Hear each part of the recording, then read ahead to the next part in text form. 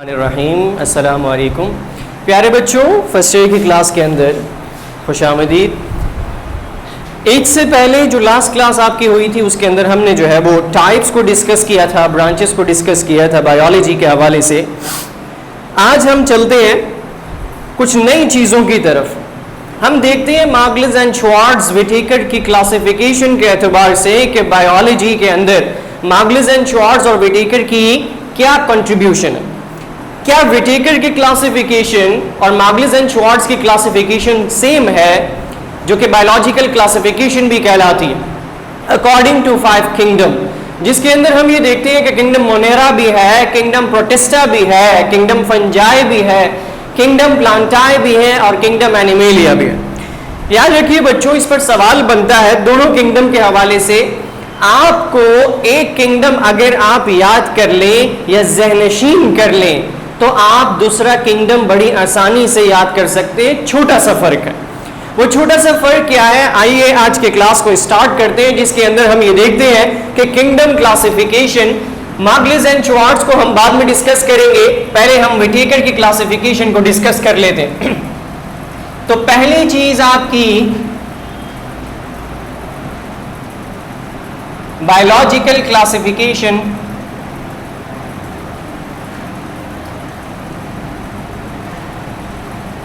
और biological classification किसकी पहले हम डिस्कस कर रहे हैं, व्हिटेकर की।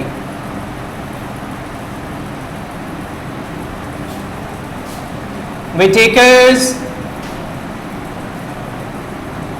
क्लासिफिकेशन। याद रखिए कि व्हिटेकर ने जो क्लासिफिकेशन दिया था वो उसने क्लासिफिकेशन अपनी प्रपोज की 1969। ठीक है जी, इस सन को याद रखिए, और इस सन को याद रखते हुए जब आप मार्गलिस एंड श्वार्ट्ज के क्लासिफिकेशन को डिस्कस करेंगे तो इसका बड़ा अमल दखल आपके सामने आ जाएगा। तो पहली चीज बायोलॉजिकल क्लासिफिकेशन के अंदर हम किंगडम क्लासिफिकेशन को डिस्कस कर रहे हैं, किसके, व्हिटेकर की क्लासिफिकेशन को, जो कि 5 किंगडम पर डिस्ट्रीब्यूट हुए हैं, डिवाइड हुए। मिसाल के तौर पर अगर हम बात करें किंगडम्स की,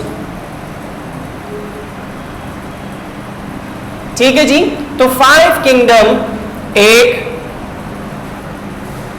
2, 3, 4 और 5 किंगडम कैसे डिस्ट्रीब्यूट हुए। आइए जरा हम बात करते हैं पहले किंगडम की, जिसे कहते हैं मोनेरा। ठीक है जी, दूसरा प्रोटिस्टा, तीसरा फंजाई, एंड देन उसी के साथ आप बात करते हैं प्लांटाई की, एंड देन एनिमेलिया। याद रखिए बच्चों, जब भी हम बात करते हैं किंगडम मोनेरा और प्रोटिस्टा की, तो मोनेरा को हम कहते हैं प्रोकैरियोट।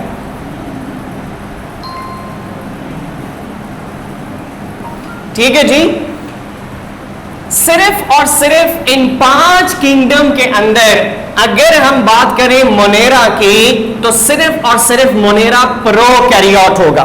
प्रोकैरियोट होता क्या है, आइए जरा प्रोकैरियोट के बारे में देखते हैं, which means absence of nuclear membrane. Simple, nuclear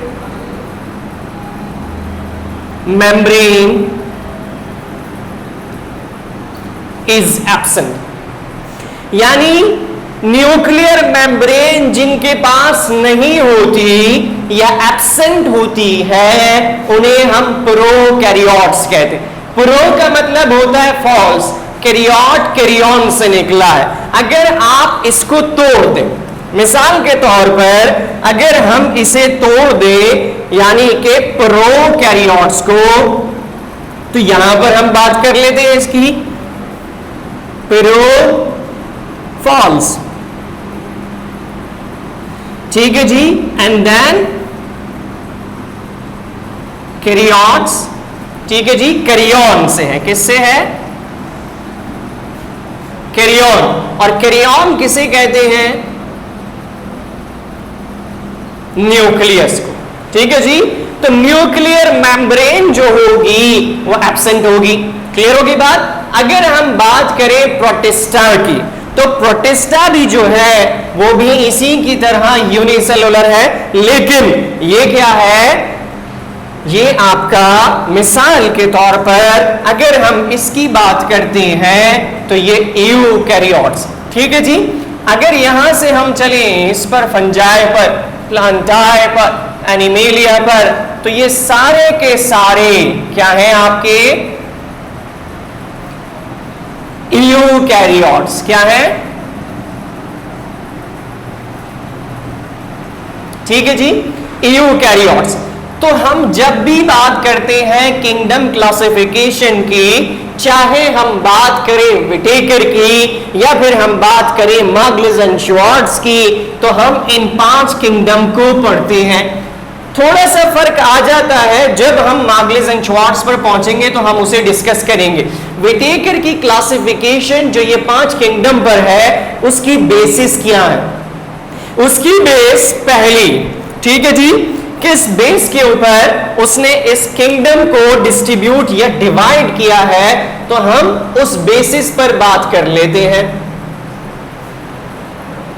ठीक है जी, वो बेसिस कौन कौन सी है? पहली चीज, जो पहली चीज है वो क्या है? प्रोकैरियोट्स। ठीक है जी, आइए जरा बात करते हैं प्रोकैरियोट्स पे। फिर दूसरी चीज यूनी सेलुलर यूकैरियोट्स। ठीक है जी, और तीसरी चीज जिस पर उसने बात की है वो मल्टी सेलुलर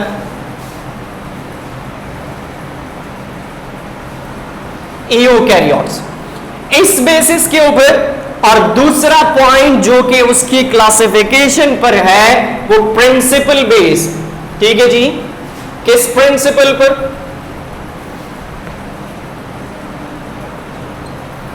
वो कौन से प्रिंसिपल्स हैं जिन पर हम बात कर रहे हैं? वो प्रिंसिपल्स हैं जिसके अंदर mode of nutrition, mode of nutrition. पहला फोटोसिंथेसिस,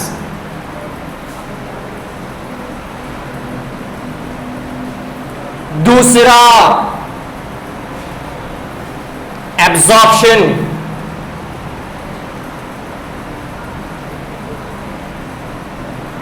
और तीसरा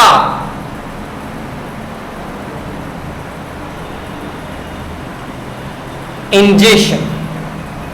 इस बेसिस के ऊपर यानी मोड ऑफ न्यूट्रिशन के एतबार से डिस्ट्रीब्यूट हुआ। तो पहली चीज जिस पर हमने बात की कि मोनेरा, हमें पता है कि यूनिसेलुलर। अब यूनिसेलुलर से ये हमें समझ में आ गया कि जब भी हम बात करेंगे यूनिसेलुलर बिलोंग्स टू मोनेरा, तो हम बैक्टीरिया को पढ़ेंगे, साइनोबैक्टीरिया को पढ़ेंगे। क्लियर होगी बात? तो बैक्टीरिया, साइनोबैक्टीरिया तमाम के तमाम कौन से किंगडम में शामिल हो गए? किंगडम मोनेरा के अंदर, विच मीन्स कि उनके पास न्यूक्लियर मेम्ब्रेन नहीं होगी, वो प्रोकैरियोट्स होंगे, न्यूक्लियर मेम्ब्रेन उनकी एब्सेंट होगी। इसी वजह से जब भी हम इनकी बात करेंगे मोड ऑफ न्यूट्रिशन के एतबार से, तो इनका मोड ऑफ न्यूट्रिशन जो है वो डिफरेंट अंदाज के अंदर आपके सामने आएगा। बात समझ में आ गई? अब वो डिफरेंट अंदाज कौन से हो सकते हैं? आया वो फोटोसिंथेसिस हो सकता है, एब्जॉर्प्शन हो सकता है, इंजेशन हो सकता है। तो हम इसे कहते हैं कि variety of mode of nutrition. ये अपने पास रखता है डिफरेंट मोड ऑफ न्यूट्रिशन। बात समझ में आ गई?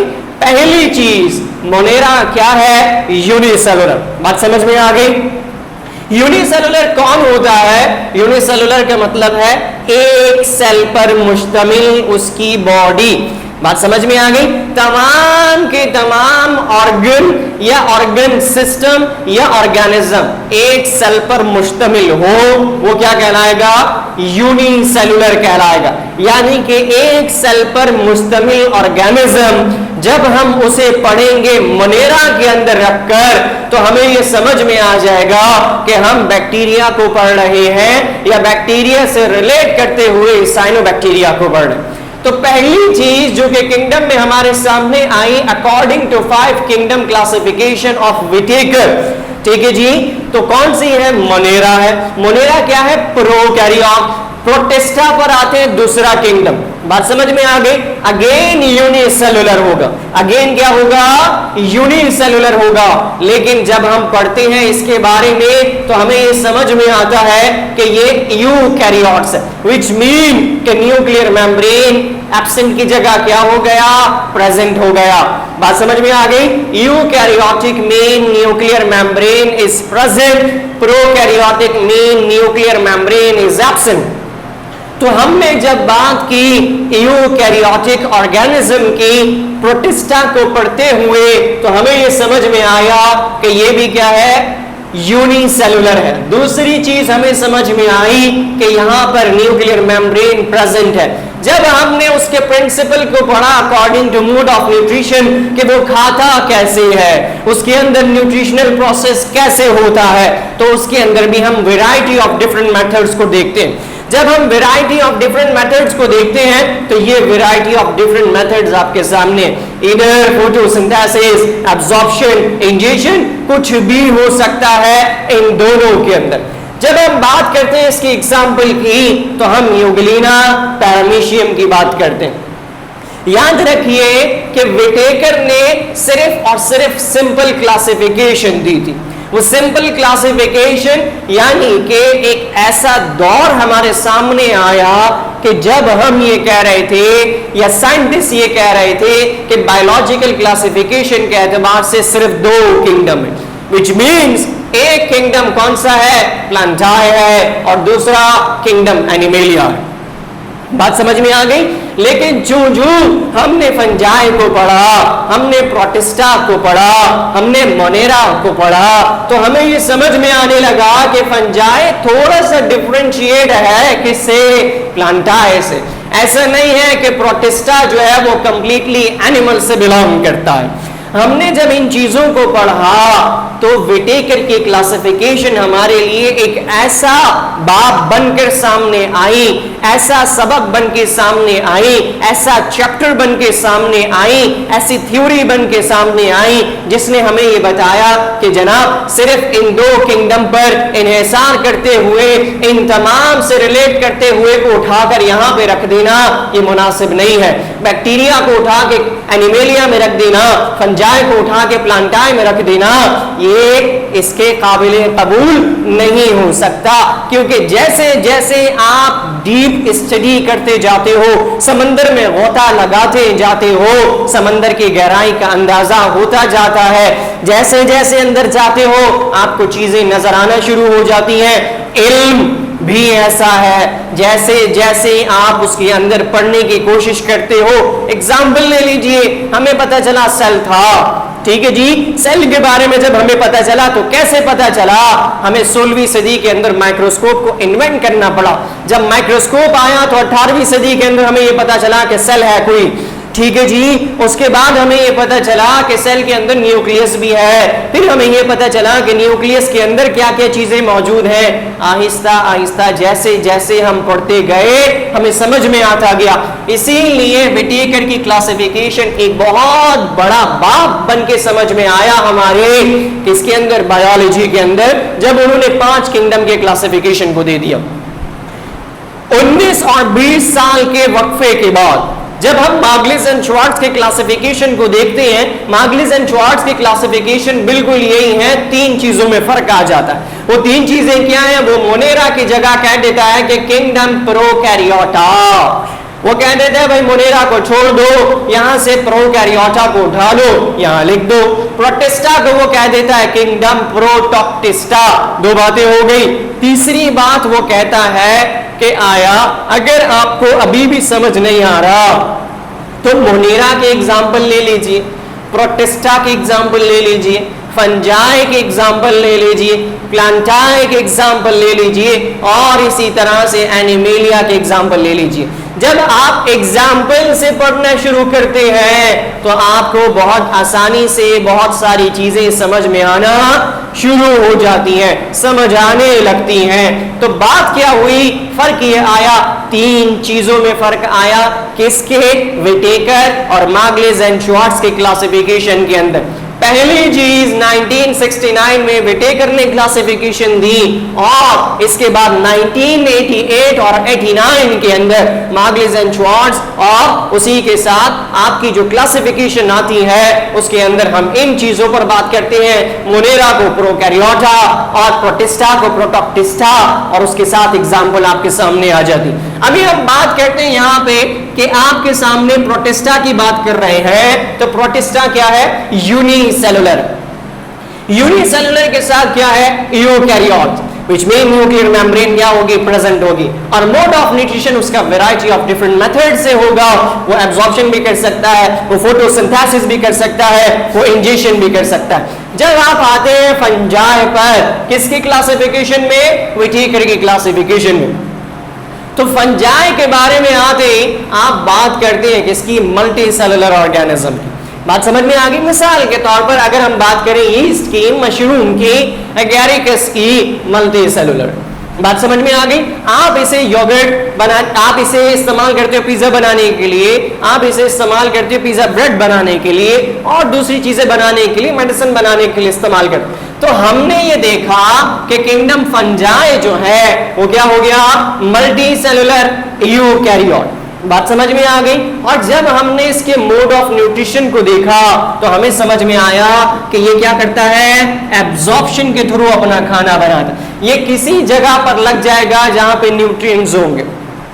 मिसाल के तौर पर ब्रेड पे लग गया, रोटी पे लग गया, या ऐसी जगह पर लग गया जहां से ये अपनी नरिशमेंट ले सकता हो, वहां से ये एब्जॉर्ब करेगा और अपने मोड ऑफ न्यूट्रिशन को या न्यूट्रिशनल प्रोसेस को कंप्लीट करेगा।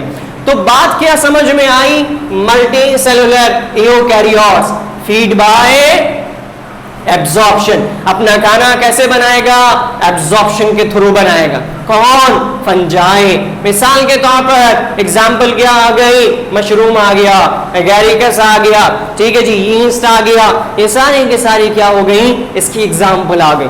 जब आप आते हो प्लांटाई के अंदर, प्लांटाई में पहुंचते ही आपको समझ में आया कि आपको आपकी नेकेड आई से नजर आ रहा है, भाई प्लांट है, नजर आ रहा है आपको, चाहे छोटा हो या बड़ा हो, विच मीन मल्टी सेलुलर पर होगा, एक से ज्यादा सेल पर इन्हिसार करेगा, जिसकी बेसिस के ऊपर आपको उसकी बॉडी आपकी नेकेड आई से नजर आ रही। जाहिर सी बात है कि वो डिफरेंट टिश्यूज से बना होगा और डिफरेंट टिश्यूज सेल से बनी हुई होंगी, और जब हम इनके बारे में पढ़ते हैं तो हमें एक मल्टी सेलुलर ऑर्गेनिज्म समझ में आता। तो मल्टी सेलुलर ऑर्गेनिज्म कौन है, यहाँ पे प्लांट की बात हो रही है, यूकैरियोट है, ठीक है जी, न्यूक्लियर मेम्ब्रेन प्रेजेंट होगी। इसी के साथ आगे चलो तो अपना खाना कैसे बनाएगा, फोटोसिंथेसिस के थ्रू। फोटोसिंथेसिस क्या है, in which plant make their own food with the help of three things. Number 1 water, raw material, बात समझ में आ गई, सनलाइट और क्लोरोफिल, बात समझ में आ गई, ठीक है जी। In the presence of chlorophyll, अगर उसके पास क्लोरोफिल है, सनलाइट की मौजूदगी में अपना खाना बना रहा है, इट्स कॉल्ड फोटोसिंथेसिस। तो हमें समझ में आया multi cellular eukaryotic feed by photosynthetically, अपनी फोटोसिंथेसिस के प्रोसेस के थ्रू वो क्या कर रहा होगा, खाना बना रहा होगा। पहुंच गए प्लांटाई पर। आइए अब चलते हैं एनिमेलिया पर। जब हम बात करते हैं एनिमेलिया की तो एनिमेलिया क्या हो गया, मल्टी सेलुलर ऑर्गेनिज्म हो गया। आप भी लार्जर किंगडम एनिमेलिया से बिलोंग करती हो, ठीक है जी, मॉडिफाई एनिमल्स हो किंगडम एनिमेलिया के अंदर शामिल हो गए।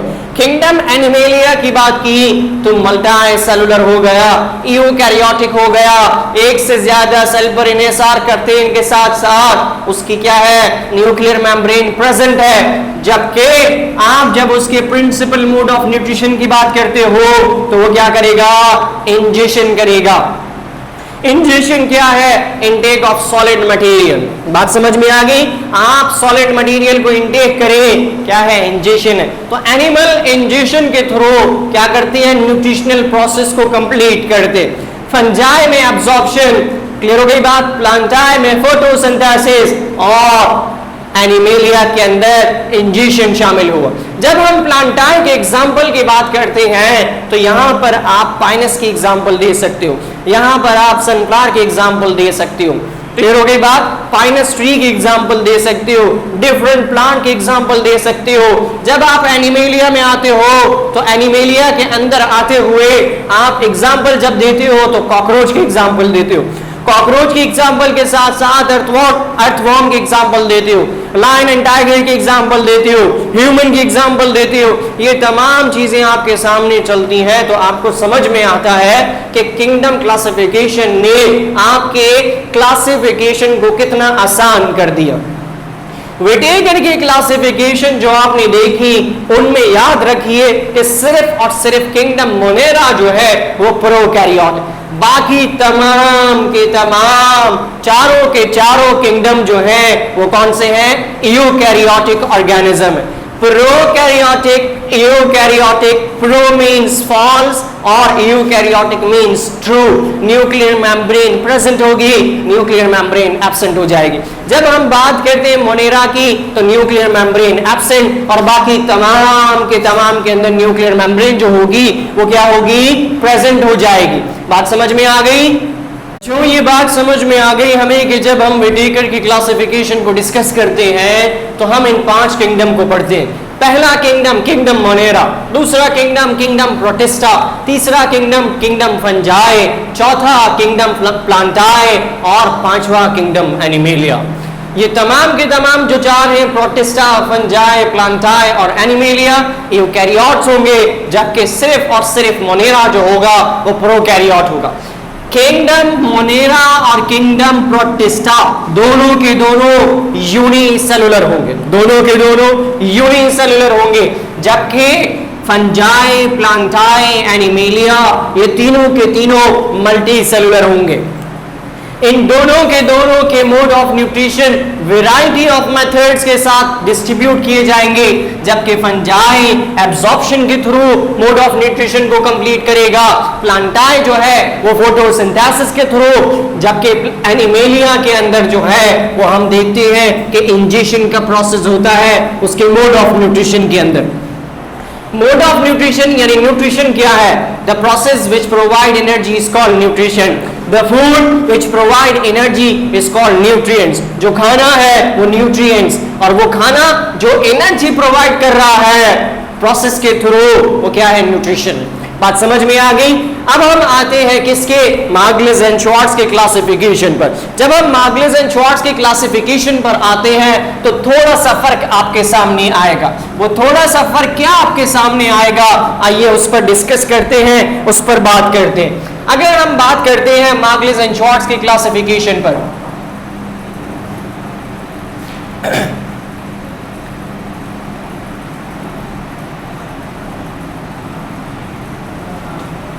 मार्गलिस एंड श्वार्ट्ज की क्लासिफिकेशन, अब ये कब आई आपके सामने, 1988 और 89, ठीक है जी, 69, 88, 89।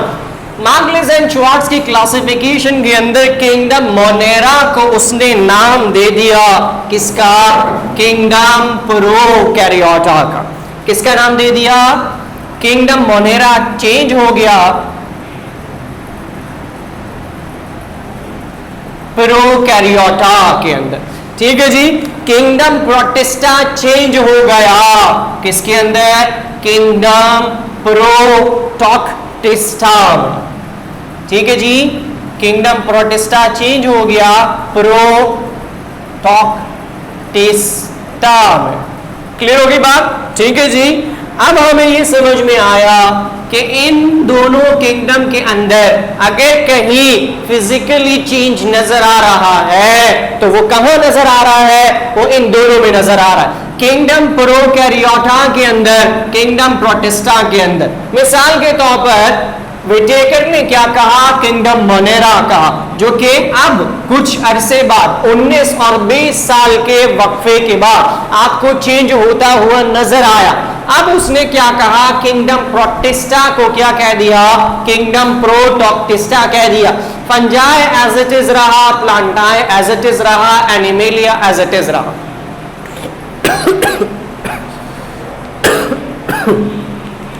थोड़ा सा इसने चेंज किया,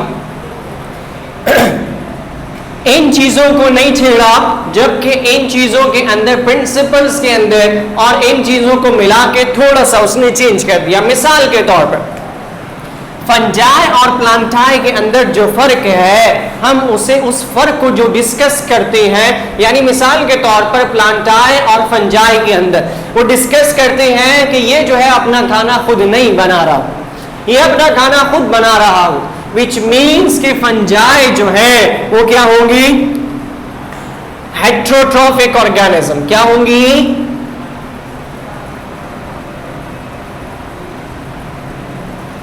हेट्रोट्रॉपिक ऑर्गेनिज्म। ठीक है जी। अब हेट्रोट्रॉपिक ऑर्गेनिज्म कौन होते हैं? Which can make their own food.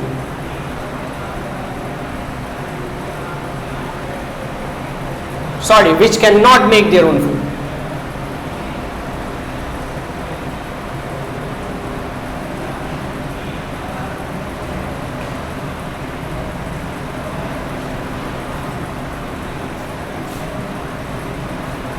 तो हमें ये बात समझ में आई कि वो जो अपना खाना खुद नहीं बना सकते हेट्रोट्रॉफिक ऑर्गेनिज्म कहलाते, जबकि प्लांटाई क्या है? वो ऑटोट्रॉफिक है।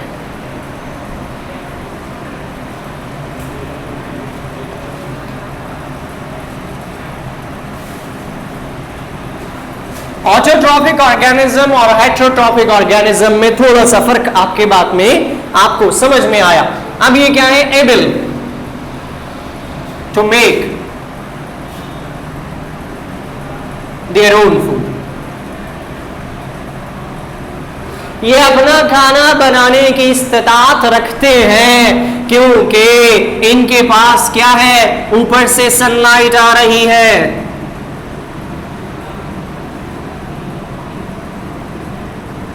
सनलाइट के साथ साथ इनके पास क्या चीज मौजूद है? इनके पास मौजूद है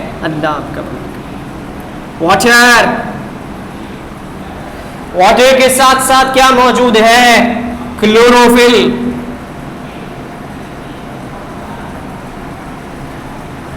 ठीक है जी। अब ये क्लोरोफिल क्या है? Green pigment.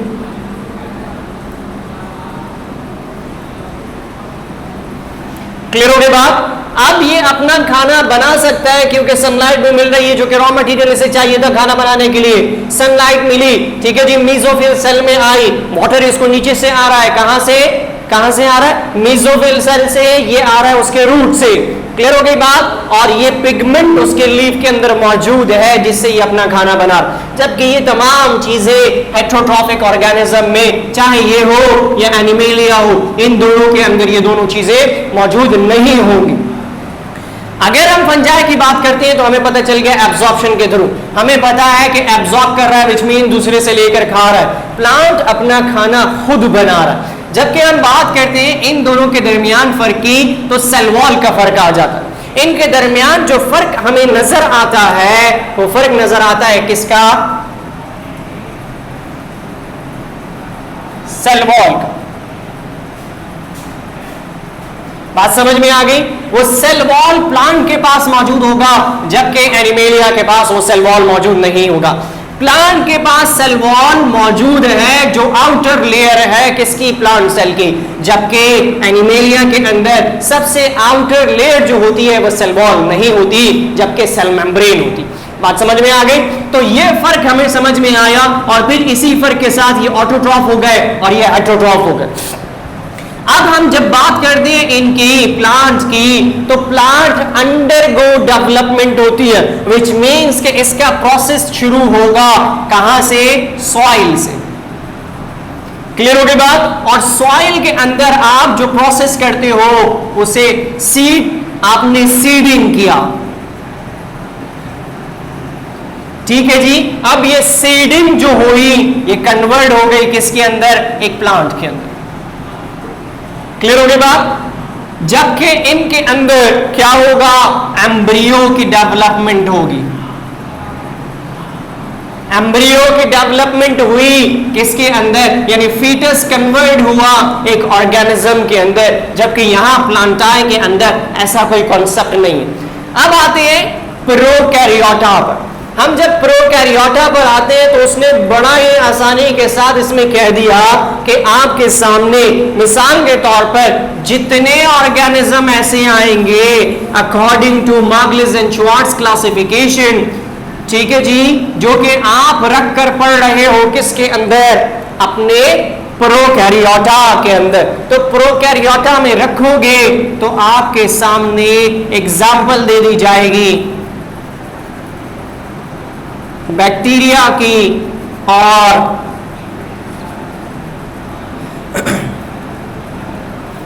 साइनोबैक्टीरिया की।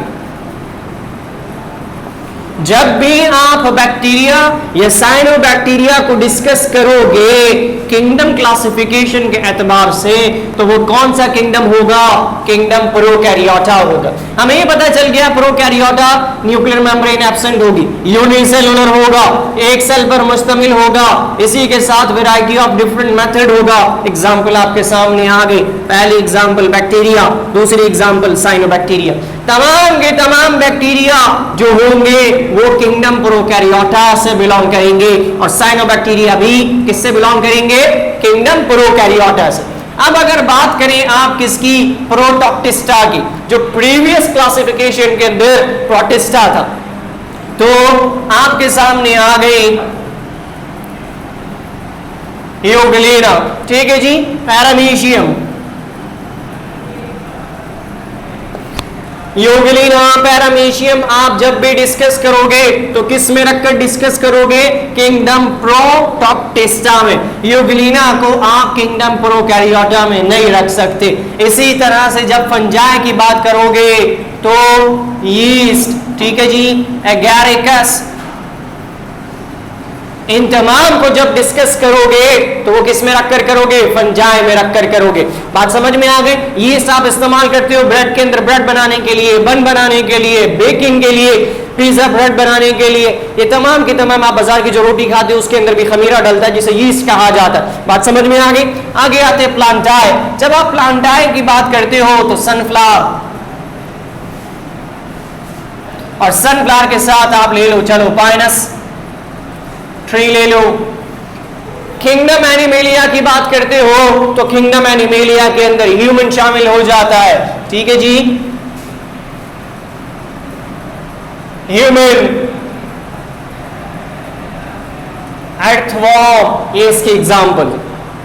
हमें पता चल गया कि मोड ऑफ न्यूट्रिशन प्रोकैरियोटा का क्या है? मोड ऑफ न्यूट्रिशन वैरायटी है, ठीक है जी, डिफरेंट मेथड्स हैं। प्रोटोक्टिस्टा का क्या है? डिफरेंट मेथड्स हैं। प्रोकैरियोटा में कौन शामिल है? बैक्टीरिया, साइनोबैक्टीरिया, ठीक है जी। अब अगर आपसे ये पूछा जाए कि किंगडम प्रोकैरियोटा बिलोंग्स टू या bacteria belong to kingdom prokaryota, protista, fungi, plantae, none of these, all of these, तो आपको पता होना चाहिए कि प्रोकैरियोटा हो सकता है। जब प्रोकैरियोटा की बात की जाएगी तो आपको ये समझ में आ जाना चाहिए कि यहां पर न्यूक्लियर मेम्ब्रेन एब्सेंट होगी। जब न्यूक्लियर मेम्ब्रेन एब्सेंट होगी तो आपको क्या पता चल गया कि बैक्टीरिया या साइनोबैक्टीरिया से बिलोंग हो रहा है। प्रोटोक्टिस्टा में आ गए, यूग्लिना, पैरामीशियम को डिस्कस कर लिया, फंजाई में आ गए, यीस्ट, एगैरिकस, मशरूम को डिस्कस कर लिया, प्लांटाई में आ गए, सनफ्लावर को डिस्कस कर लिया। सनफ्लावर को डिस्कस किया तो आपके सामने आया कि सीड से सीडिंग किया, आपने जमीन में डाल दिया, वो सीडिंग कन्वर्ट हुई एक प्लांट के अंदर और प्लांट में cell wall outermost layer है। इन दोनों के अंदर फर्क जो आपको समझ में आया वो क्या है कि इसके अंदर outermost layer cell wall होगी, जबकि एनिमेलिया के अंदर outermost layer cell membrane होगी। बात समझ में आ गई। इसकी डेवलपमेंट एम्ब्रियो के बेसिस पर होगी, इसकी डेवलपमेंट अंडरगो होगी। जमीन में सीड डालोगे तो वो एम्ब्रियो के अंदर कन्वर्ट होगा। बात समझ में आ गई। तो ये डिफरेंस है किसमें, दोनों के क्लासिफिकेशन में, मार्गलिस एंड श्वार्ट्ज और विटेकर के क्लासिफिकेशन में। तो ये चीज आपको समझ में आ गई होगी, आपको दोनों में फर्क समझ में आ गया होगा, प्रिंसिपल समझ में आ गए होंगे। जब हम नेक्स्ट क्लास में आएंगे तो फिर इससे आगे लेकर चलेंगे। आज की क्लास को हम यहीं वाइंड अप करते हैं। शुक्रिया, अल्लाह हाफिज।